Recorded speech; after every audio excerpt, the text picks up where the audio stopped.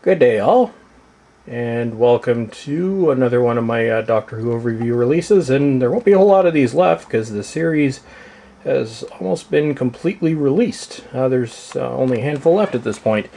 And of course, there's also the re-releases, which at some point I'll probably pick up when I have the money.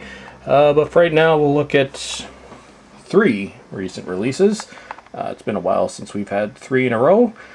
So let's take a look here. So we'll start with The Happiness Patrol. Perhaps one of the oddest entries into Doctor Who canon from Sylvester McCoy's middle season, the 1988 series, and yes, there's the pink TARDIS. Recently was in the news a couple years ago, where the writer of the story admitted that the main villain in the story was loosely based off Margaret Thatcher, although Thatcher wasn't exactly as evil as this one. Well, depending on your view, we won't go into that right here. Also has one of the oddest villains in Doctor Who history, actually perhaps the oddest, Candyman. It's like a giant demonic fruit sugar candy shaped gingerbread man from hell. Originally, when I watched this many years ago, several decades ago now, I didn't care much for the story at first, but then upon watching it now for the first time since 1993, I actually didn't mind it. I can sort of see where they were going with it, which, you know, at the time when I originally saw it being much younger, the satire and everything completely escaped me. But anyway, so here's the Happiness Patrol. Just take a quick look at it, and you can probably hear Lexi tapping around in the background. So it's got your usual assortment of special features, but this one actually has what's probably one of my all-around favorite documentaries on Worlds Collide.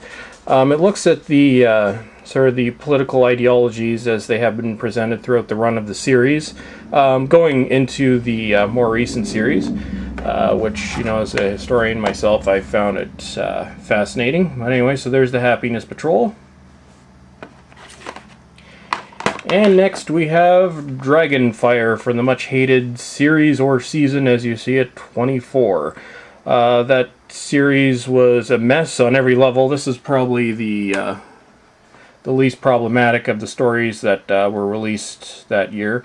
Also introduces the character of Ace, and I guess kind of gets rid of the character of Mel, which a lot of people hated. Although I think Bonnie Langford actually redeemed the character in audio releases, where here she was just there for screaming, and yes, the screams were blood-curdling annoying.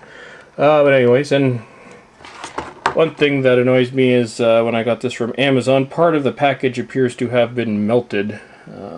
Looks like the paper underneath isn't that bad, so I've got some spare DVD cases, so I'm going to try switching it over. And if the case is still mangled under there, then I'll just get a defect replacement from Amazon, which I've had to do occasionally before, and they've usually been pretty cool about it. Anyway, so Dragonfire, the final story from season 24 on the horribly overlit ice world, featuring probably one of the most ridiculous cliffhangers in series history, which features Sylvester McCoy's Doctor putting himself on the other side of a railing for no apparent reason, and then nearly dropping to death by holding his umbrella. I'm not quite sure how to describe it, but if you watch it, you'll see it's actually covered in the documentary. And usual brand or collection of special features, the behind the scenes stuff.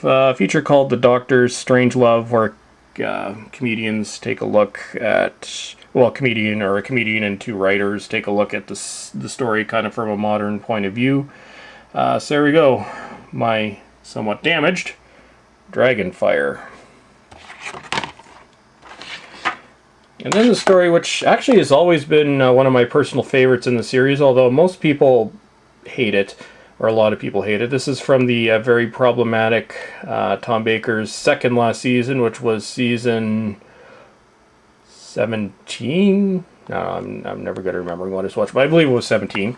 So anyway, so yeah, Douglas Adams turned as a scriptwriter, and apparently making the story. From what you see in the documentary, from what I've also heard, is it was somewhat of a nightmare. It had a director that was somewhat problematic and difficult to work with that dropped out partway through the filming, and yeah.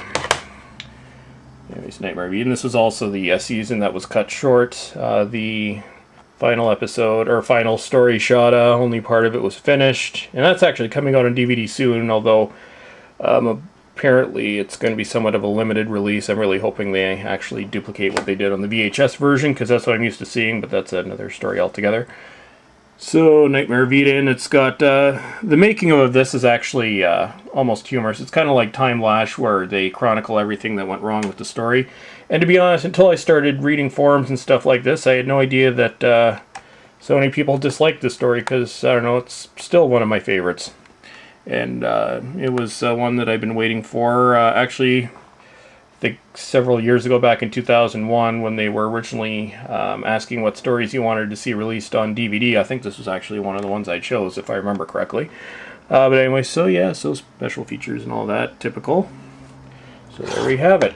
Doctor Who, The Nightmare of Eden. Problematic, but I like it. Dragonfire, the least worst of the worst series in the show's history. Still watchable.